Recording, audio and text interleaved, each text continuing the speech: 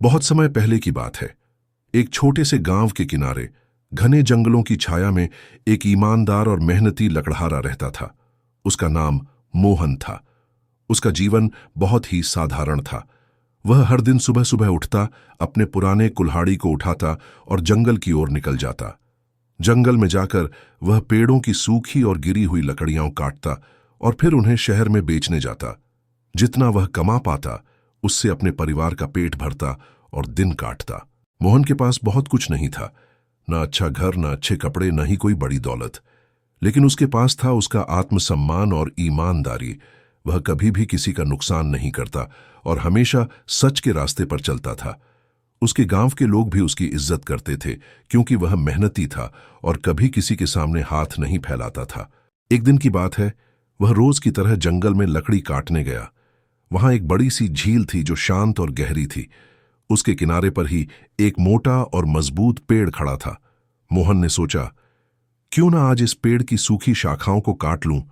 लकड़ी अच्छी और भारी है, ज्यादा पैसे मिलेंगे। उसने अपनी कुल्हाड़ी उठाई और जैसे ही वह पेड़ की एक मोटी शाखा पर वार करने वाला था, उसका संतुलन बिगड़ा और कुल्हाड़ी उसके हाथ से फिसलकर सीधे झील में जा गिरी। झील गहरी थी और मोहन को तैरना नहीं आता था। वह बहुत परेशान हो गया। कुल्हाड़ी उसके जीवन का सहारा थी। बिना कुल्हाड़ी के वह काम नहीं कर सकता था, और अगर काम नहीं कर पाया तो उसका परिवार भूखा मर जाएगा। वह बैठ गया और झील के किनारे रोने लगा। उसी समय अचानक झील की सतह पर हलचल हुई और एक सुंदर देवदूत प्रकट हुई। वह झील की देवी थी। उसने मोहन से पूछा, हे मानव, क्यों रो रहे हो? मोहन ने हाथ जोड़कर कहा, माता, मेरी कुल्हाड़ी इस झील में गिर गई है। मैं एक गरीब लकड़हारा हूं, वही मेरा सहारा थी। अब मैं क्या करूंगा? देवी को मोहन की ईमानदारी और सच्चाई ने बहुत प्रभावित किया। उन्होंने कहा, तुम चिंता मत करो, मैं तुम्हारी कुल्हाड़ी खोज कर लाती हूं। यह कहकर वह झील में डूबी और कुछ ही क्षणों में एक सुनहरी कुल्हाड़ी लेकर ऊपर आईं। उन्होंने पूछा, क्या यह तुम्हारी कुल्हाड़ी है? मोहन ने एक नजर उस चमकती हुई कुल्हाड़ी की ओर देखा। वह बहुत कीमती लग रही थी, लेकिन उसने सिर हिलाते हुए कहा, नहीं माता, यह मेरी कुल्हाड़ी नहीं है। मेरी कुल्हाड़ी तो साधारण लोहे की थी।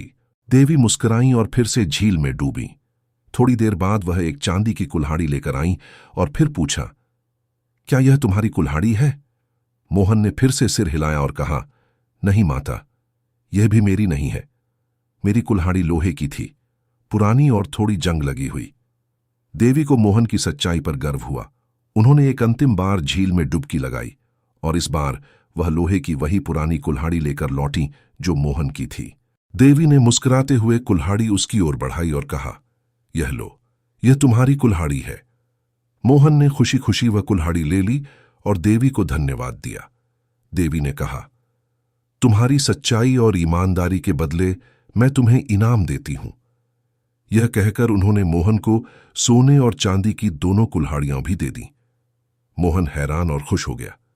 उसने फिर से हाथ जोड़कर देवी को प्रणाम किया और कहा, माता, आपने मुझ जैसे गरीब की मदद की, यह मैं कभी नहीं भूलूंगा। देवी मुस्कुराईं और झील में लुप्त हो गईं। अब मोहन के पास 3 कुल्हाड़ियां थीं, सोने की, चांदी की और उसकी पुरानी कुल्हाड़ी। उसने उनमें से किसी को भी बेचने की जल्दी नहीं की। पहले की तरह वह रोज अपनी पुरानी कुल्हाड़ी से ही लकड़ी काटता और मेहनत करता।